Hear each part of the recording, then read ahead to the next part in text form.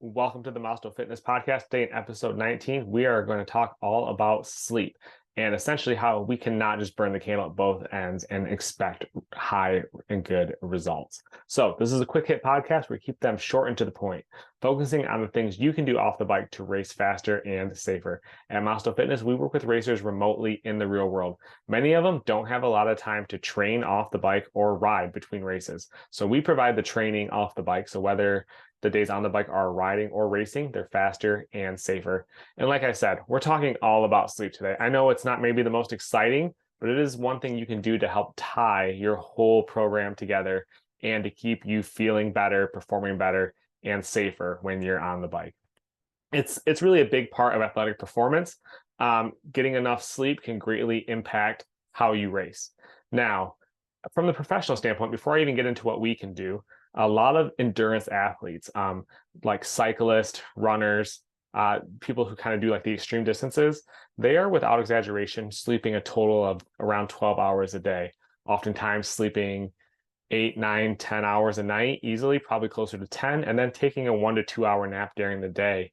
And because when you're asking that much of your body, you really need that time for your body to recover and repair. So we're going to go deeper into all the benefits of you getting enough sleep. So when we're racing or riding, we're able to get the most out of our day. And first, let's talk about recovery and repair. When we sleep, our body kind of goes into a mode where it's repairing and recovering. It rebuilds those broken down muscle tissues that happen during strength training, endurance training, racing. It strengthens our immune system, boosts hormone production for growth and development. And then this all equals better performance and reduces muscle soreness and lowers the chance of injury because our bodies actually had the time to repair everything and let everything recharge in our system. And then on the performance end, many studies show that getting 7 to 9 hours of sleep is going to lead to that enhanced power, enhanced performance, and a faster reaction time. And we know when we're racing dirt bikes, things happen really, really fast. We're at a high rate of speed.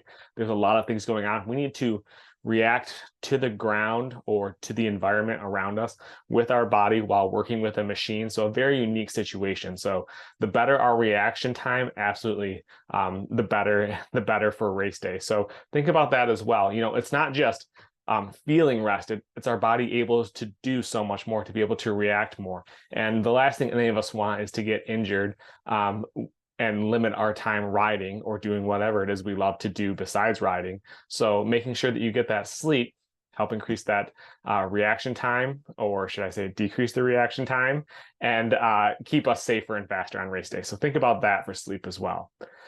And then besides the physical side, there's also the mental side of things. Quality sleep improves cognitive function and increases our motivation during training and competition. So you're more alert and you're more mentally prepared.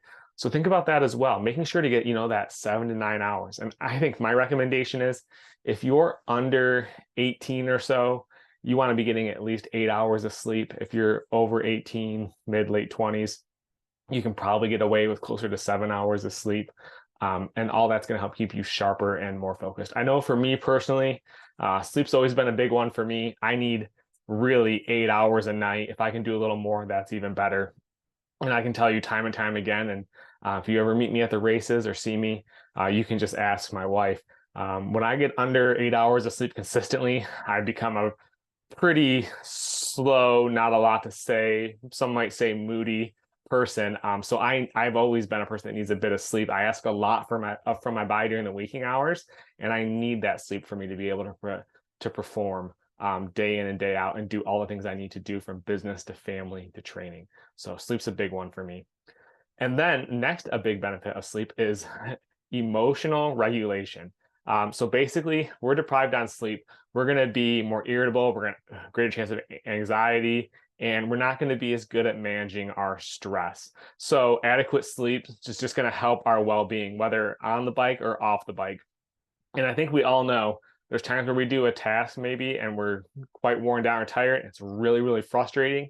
Another time we do that task when we're well rested and it's not as frustrating. I can tell you for me, that is changing tires with bibs. If I'm really tired and it's been a long day and I'm trying to change a tire bib in the evening, um, it's definitely a lot more frustrating than if I do it when I'm fresher or if I'm able to do it like on a weekend morning. And I should say I am not the best bib changer also. So it's always a very frustrating process for me from beginning to end. But if I'm doing it when I'm fresh, I'm at least less frustrated by the time that thing is back on the bike, which I am counting down the minutes from the second I pull my wheel off till it's back on the bike for sure. Um, Now, what can we do to um, to help have a better routine with sleep, have a better schedule?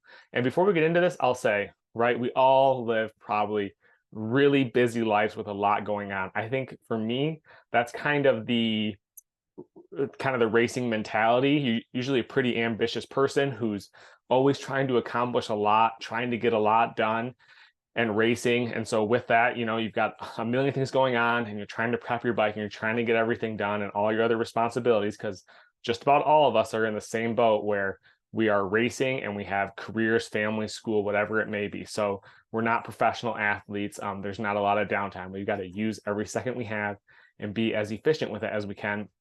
And sometimes that means, for me at least, I'm working on the bike late at night, sometimes much later than I would ideally ever want.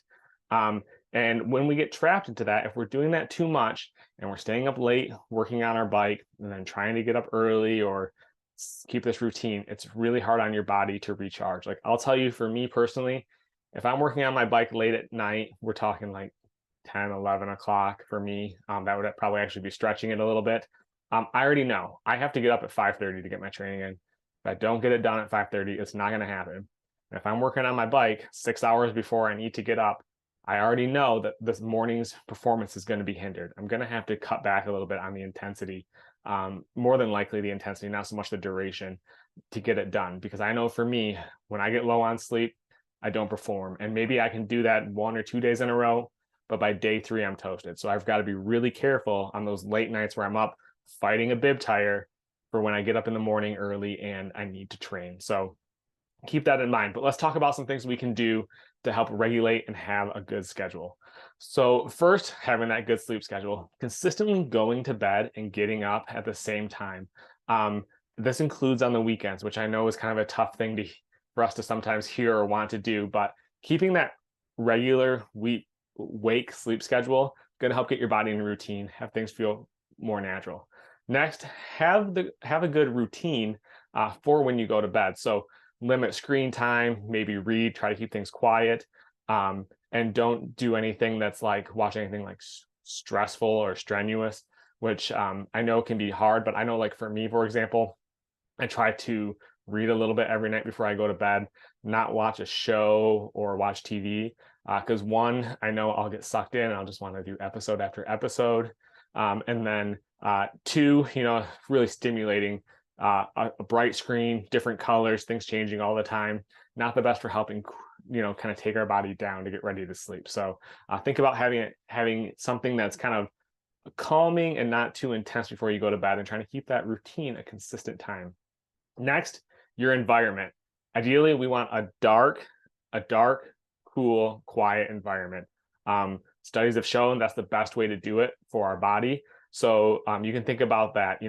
Want to make sure that the room is dark. If you can't get it dark enough, sleep with a sleep mask. I know it seems goofy, but I can tell you, for me, when I was in college, we had this really, really junky apartment, and then you could not get it dark, and you couldn't put anything over the windows, and we were quite far up north, so it was bright really late. So I had to sleep with a sleep mask. It was the only way I could seem to sleep during that time.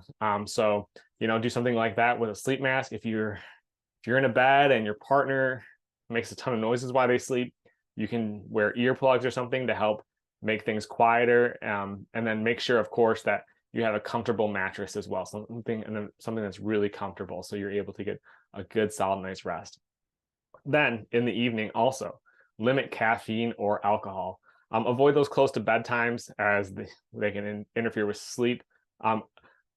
Alcohol may initially make you drowsy, but it can disrupt sleep quality through the night. So keep that in mind. This is one thing you can do if you wear any type of smartwatch, a Garmin, an Apple, a Polar, whatever it may be, something that tracks sleep and has REM sleep, if you, for example, have some alcohol in the evening, you could track that, how well you're sleeping compared to nights that you do or don't have alcohol. And you're probably going to find that the nights that you're not having alcohol or caffeine, if you're an evening coffee drinker, you're probably sleeping better. You're maybe out for the same amount of time, but the sleep quality is better on those nights that you're not ingesting any alcohol or caffeine. And then finally, another thing we can do, if you have the schedule that allows for it, take a nap. Once again, I'm going to go back to studies, but studies show you kind of want to take a shorter nap. 20 to 30 minutes can be beneficial, especially when you're doing like heavy load of training or really racing a lot. If you're able to fit in naps, those can be beneficial. I will say, and maybe you've experienced this before, napping too late in the day can be an issue. Then you have a hard time falling asleep. So timing those naps and not letting them go too long, definitely a good spot to be for you if you have the time. So lots of things we can do to make sure that we're getting the best quality sleep. And that's what we want, because as racers, we ask a lot out of ourselves in terms of time and performance.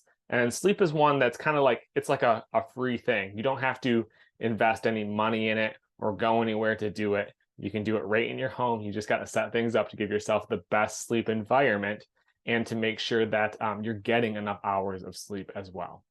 So there's a couple things you can do. And like I said, those late nights happen. They happen to me sometimes. It's Wednesday or Thursday, something's wrong with my bike. I have to like overnight this part, and then I'm working on this bike much later Thursday night than I ever would have imagined, because Friday night I got to leave for the race. So those things do happen, but just make sure you're doing everything you can in your power, that when you can control things, you're getting good quality sleep and not just going down a hole of watching some show or staying up late where you're not really doing anything to help you further your athletic self or your future self in those hours where you're just up, not really accomplishing anything or doing anything that you're probably even going to remember the next day or 2 or 3 days later. So that's what I always like to tell myself. If I'm up later, whatever I'm doing, scrolling on my phone, will I actually remember one thing I saw on Instagram? And the answer is no, probably not. Actually, I can tell you right now, I cannot remember one thing I saw on Instagram or Facebook scrolling late at night. So keep that in mind as well. Now, next week, we are going to go into the race day breakfast. I've talked a little about this before, but I'm going to take you through my routine, exactly what I do race morning from the time I wake up to the time I race, what I have, why I have it, when I have it.